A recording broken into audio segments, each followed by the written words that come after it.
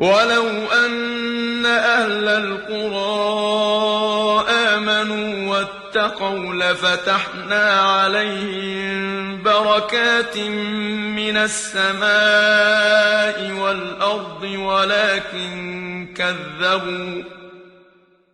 ولكن كذبوا فأخذناهم بما كانوا يكسبون أفأمن أهل القرى أن يأتيهم بأسنا بياتا وهم نائمون أوأمن أهل القرى أن يأتيهم بأسنا ضحى وهم يلعبون أفأمنوا مكر الله فلا يأمن مكر الله إلا القوم الخاسرون أولم يهد للذين يرثون الأرض من بعد أهلها أن لو نشاء أصبناهم بذنوبهم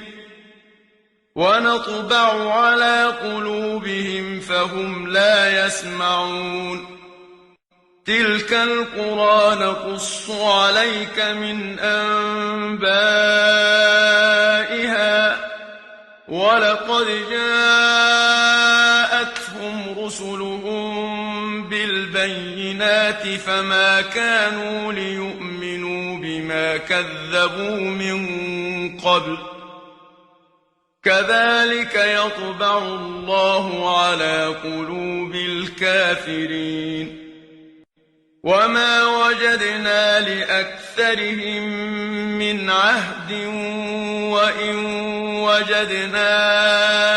أكثرهم لفاسقين ثم بعثنا من بعدهم موسى بآياتنا إلى فرعون وملئه فظلموا بها فانظر كيف كان عاقبة المفسدين وقال موسى يا فرعون إني رسول من رب العالمين